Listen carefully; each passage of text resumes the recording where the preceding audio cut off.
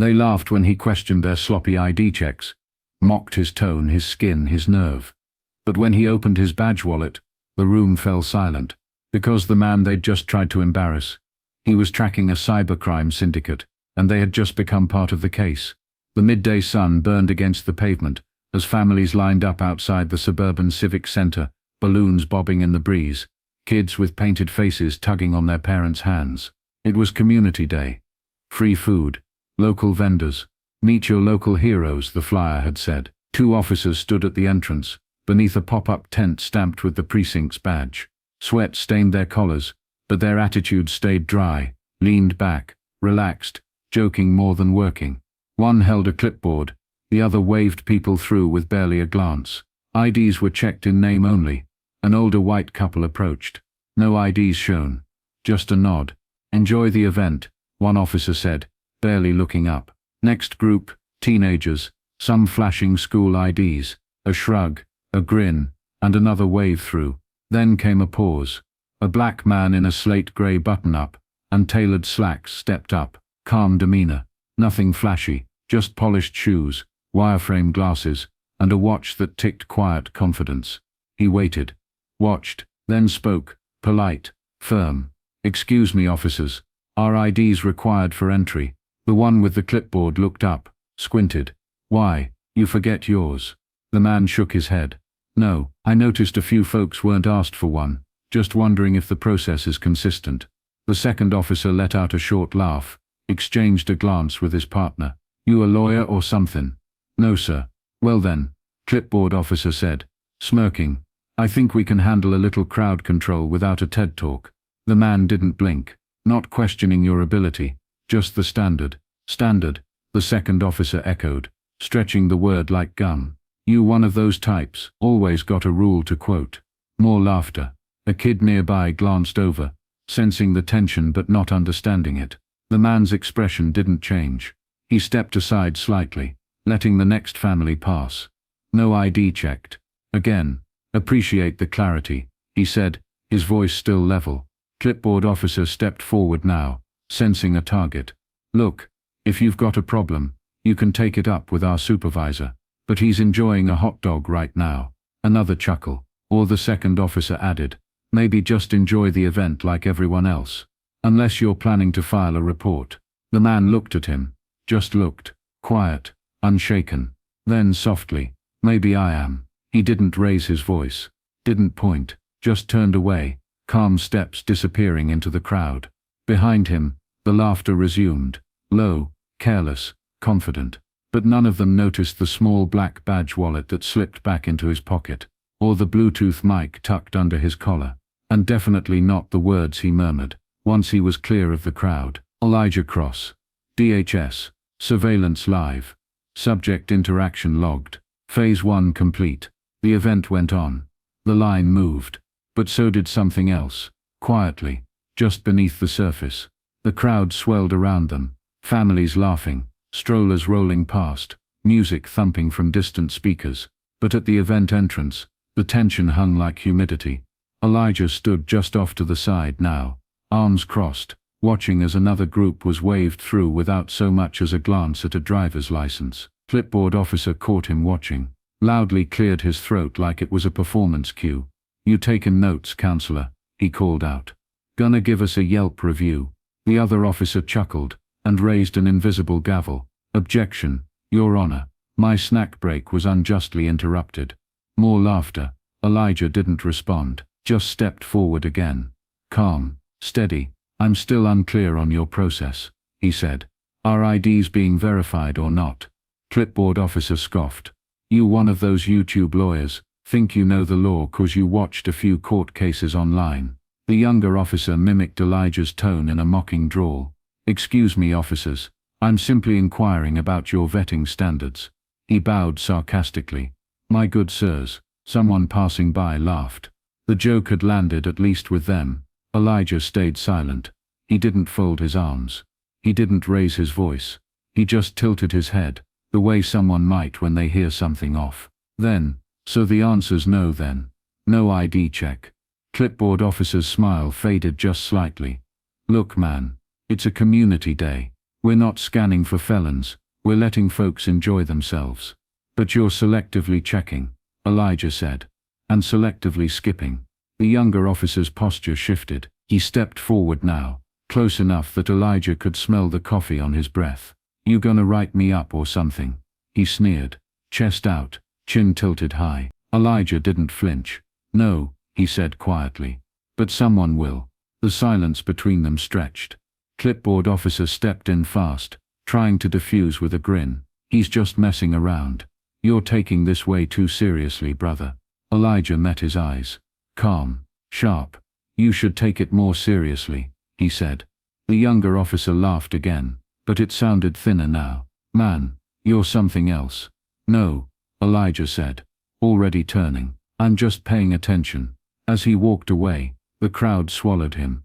Vendors shouting, music rising, children chasing bubbles through the warm air. But inside his sleeve, a mic buzzed quietly. Voice log updated, a tinny voice confirmed. Mocking interaction recorded. GPS tagged, file sync active. Across the street, inside a black SUV with tinted windows, Agent Mendoza tapped the surveillance screen. He's holding, she murmured. Not biting yet. Another agent beside her adjusted the audio levels. Give it time, she said. They always do. The laughter didn't last. Elijah turned back slowly, the edge of his patience no longer hidden. The clipboard was still dangling from the officer's hand, the younger one smirking like he'd already won something. Elijah reached into his back pocket, deliberate, smooth, and pulled out a slim black wallet. No rush, no drama. He flipped it open. A silver badge caught the light, clean and unmistakable. Alongside it, a federal ID. Special Agent Elijah Cross, he said, voice steady. Department of Homeland Security. Cybercrime Division. Silence. Clipboard officer's jaw tensed. The smirk on the younger one's face collapsed. From inside the tent, a larger man stepped forward. Buzz cut, thick neck, stripes on his sleeve. The sergeant. Agent, he asked, like the word got stuck on his tongue. Is this some kind of joke? Elijah didn't blink. You think the DHS issues fake badges? The sergeant's eyes darted from the badge to the younger officer, then back to Elijah. We didn't mean any disrespect, he said quickly. Just thought you were a civilian, making a fuss. Because I asked about IDs, Elijah asked.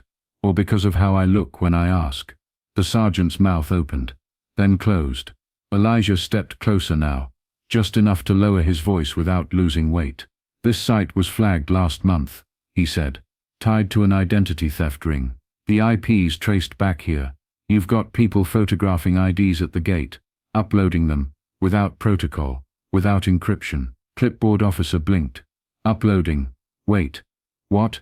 Elijah pulled a folded document from his inside pocket. We subpoenaed the event records. 6 reported cases of ID theft from attendees at your last 3 events. This location, a common thread. The sergeant reached for the paper. Elijah didn't hand it over. This isn't about you losing control of a line, Elijah continued. It's about your systems being exploited, and your attitude making it worse. He nodded subtly toward the tent. A woman stepped out. Sunglasses, plain clothes, earpiece. Another agent. The SUV across the street idled with precision. You're running loose security at a public access point, Elijah said, and someone's been selling that data. We've got log timestamps, transfer receipts, cryptocurrency trails, all linked to logins from precinct-issued equipment. The sergeant was pale now. Elijah closed his wallet and slid it back into his pocket. We were going to keep this low profile, he said, but you made it loud. He turned again, walking off as the crowd kept moving, unaware of the shift. Behind him, no one laughed, no one said a word, and in the surveillance van down the block, the record light blinked red. Identity confirmed, Agent Mendoza said into her mic. Operation Ghostline. Escalated. The SUV's interior was cool, dimly lit by the soft glow of screens and dashboard indicators. Elijah slid into the passenger seat, shutting the door behind him with quiet finality. No sirens, no flashing lights, just pressure, tight and silent. Agent Mendoza didn't look up from her tablet. Her voice came clipped, steady. You lit the fuse. Elijah nodded once. and they struck the match themselves. The agent beside her, Moreno, tapped a screen showing the precinct's internal Wi-Fi logs. IP pings blinked across the interface like a heartbeat. "We've confirmed at least 41 compromised IDs," he said. "All captured from this site's check-in tent over the last 6 months. It's all routed through precinct network channels." He tapped again. Each one pulled directly from photos taken with their personal phones.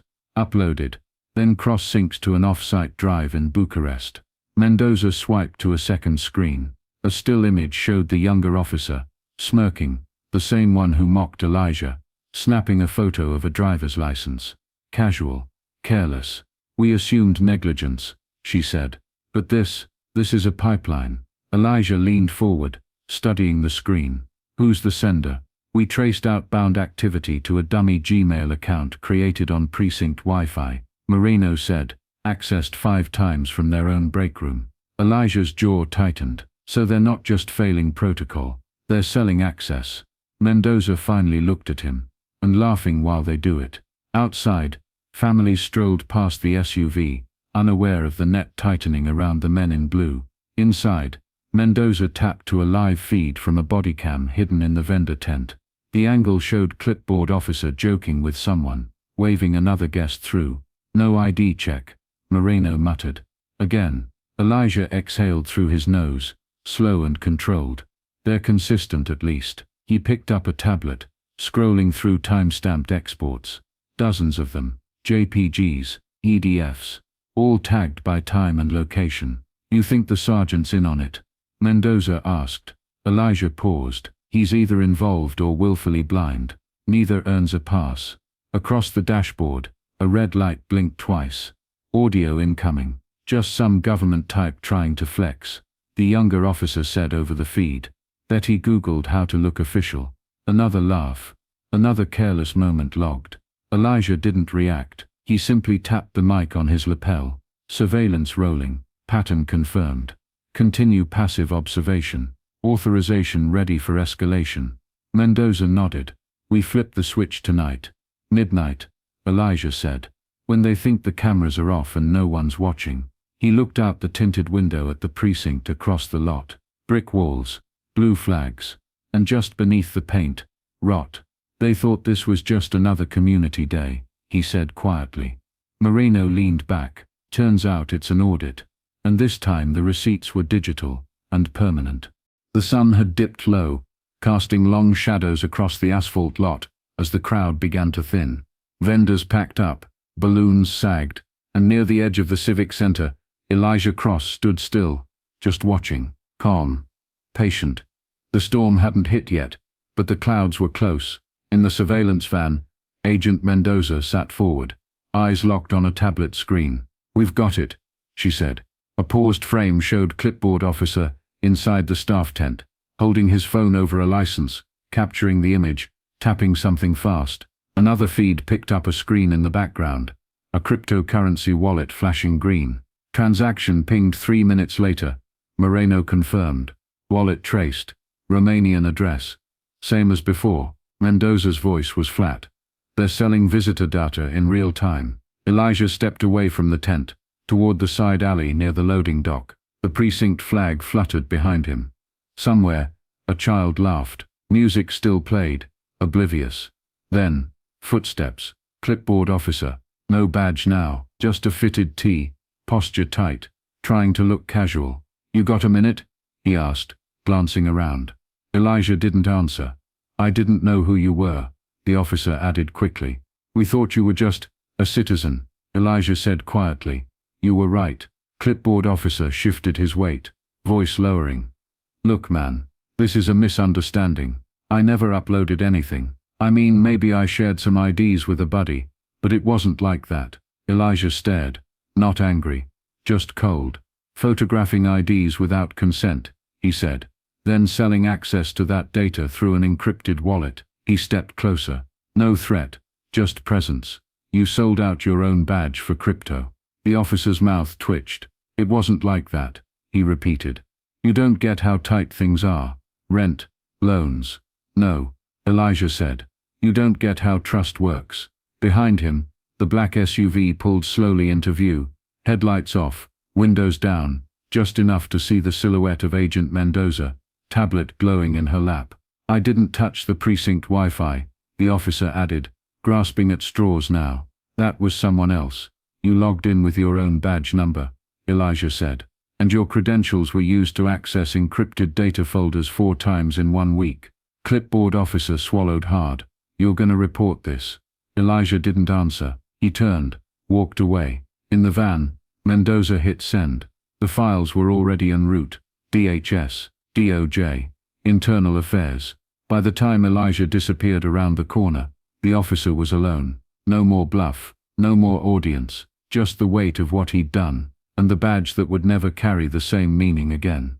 The morning air was sharp, cool, clear, the kind of silence that settles just before a siren breaks it. Except this time, the sirens came late. The knock came first. 4 officers, 2 addresses, 1 unmarked van outside the precinct before sunrise. No warning, no ceremony, just the sound of handcuffs clicking shut, and hard drives being sealed into evidence bags. Inside the Civic Center, now empty, agents moved with quiet efficiency, laptops boxed, Wi-Fi routers unplugged, every cable catalogued, every login traced. The tent was gone. The jokes were gone. Only the data remained, and it didn't lie. By 9:14 a.m., the sting was everywhere. FBI and DHS uncover identity. Theft operation linked to local precinct. Officers accused of selling visitor data for crypto. Federal cybercrime investigation shocks. Suburban department. Screens filled with stills. Driver's licenses photographed. Transactions time-stamped. Bodycam audio of laughter, followed by silence. And then came the footage. Elijah Cross, stepping out of the courthouse.